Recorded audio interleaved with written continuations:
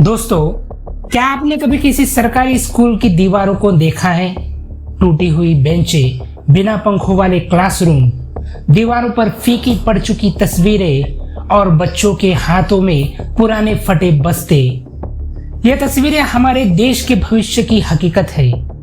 हम सब कहते हैं कि भारत एक युवा देश है, लेकिन सवाल ये है, क्या ये युवा सच में मजबूत नींव पर खड़े हैं? जब नींव ही कमजोर होगी तो इमारत कैसे मजबूत बनेगी? भारत में शिक्षा का अधिकार तो हर बच्चे को मिला है, लेकिन क्या सबको समान शिक्षा मिल रही है? एक तरफ है प्राइवेट स्कूल, जहां बच्चों को अंग्रेजी बोलना, कंप्यूटर चलाना और आत्मविश्वास से खुद को पेश करना सिखाया जाता है। दूसरी तरफ है सरकारी स्कूल, जहां बच्चों के पास कभी कभी ब्लैक बोर्ड तक नहीं होता। यह फर्क सिर्फ इमारतों का नहीं है, यह फर्क है अवसरों का, यह फर्क है भविष्य का। कई सरकारी स्कूलों में शिक्षक ही नहीं है।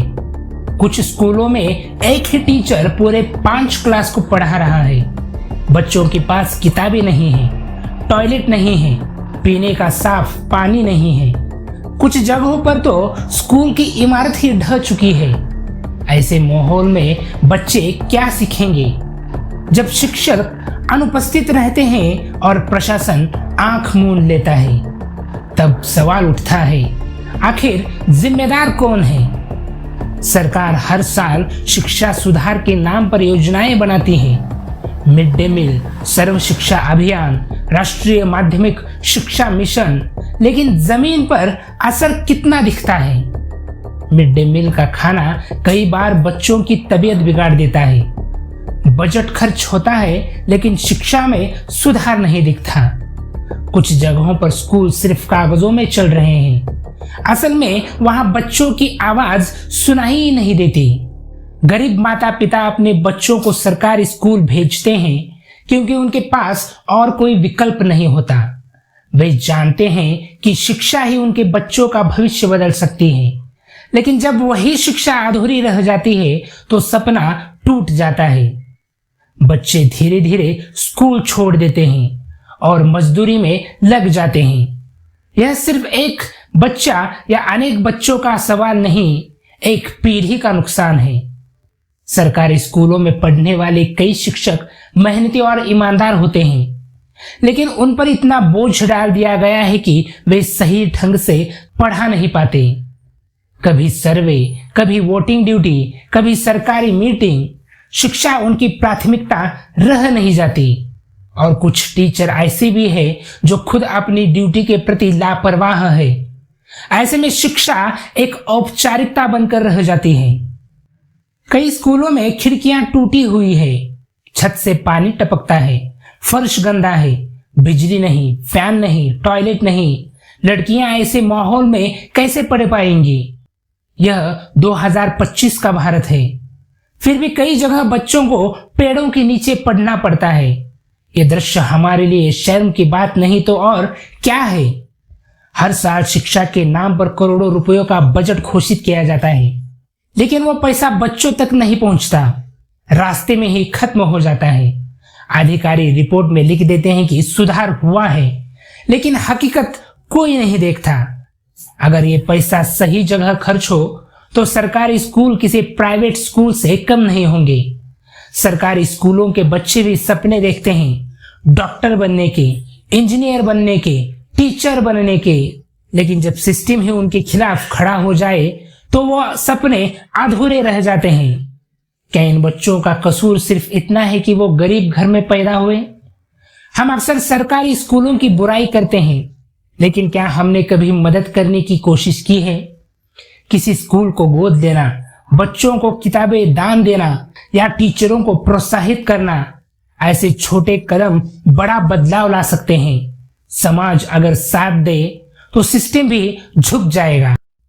आज दुनिया डिजिटल हो रही है, लेकिन सरकारी स्कूलों में बच्चों को अब भी ब्लैक बोर्ड और चॉक तक सीमित रखा गया है। अगर हर सरकारी स्कूल में इंटरनेट, कंप्यूटर और स्मार्ट क्लास की सुविधा दी जाए तो बच्चे भी आत्मविश्वास से आगे बढ़ेंगे। यह खर्च नहीं, निवेश होगा। माता पिता भी अपनी भूमिका निभाते, वे बच्चों की पढ़ाई पर ध्यान नहीं देते। अगर वे स्कूल जाकर पूछे कि उनका बच्चा क्या सीख रहा है तो प्रशासन पर दबाव बनेगा। जागरूक अभिभावक ही शिक्षा व्यवस्था में सुधार की सबसे बड़ी ताकत है। सरकार सिर्फ योजनाएं बनाकर अपने कर्तव्य से मुक्त नहीं हो सकती, उसे यह सुनिश्चित करना होगा कि हर बच्चा गुणवत्तापूर्ण शिक्षा पाए। सिर्फ सबको स्कूल भेजो काफी नहीं है। सवाल है स्कूल में क्या सिखाया जा रहा है। देश के कुछ राज्यों में ऐसे स्कूल है जहां सुधार की मिसाल दी जा सकती है। दिल्ली, केरल, तमिलनाडु जैसे राज्यों ने दिखाया कि अगर इच्छा शक्ति हो तो सरकारी स्कूल भी बदल सकते हैं। हर राज्य सरकार को यह मॉडल अपनाना चाहिए। आज के युवाओं को यह मुद्दा उठाना होगा। सोशल मीडिया पर सिर्फ ट्रेंड नहीं, बदलाव की आवाज भी उठानी होगी। अगर युवा आवाज उठाएंगे तो नेता भी सुनने पर मजबूर होंगे।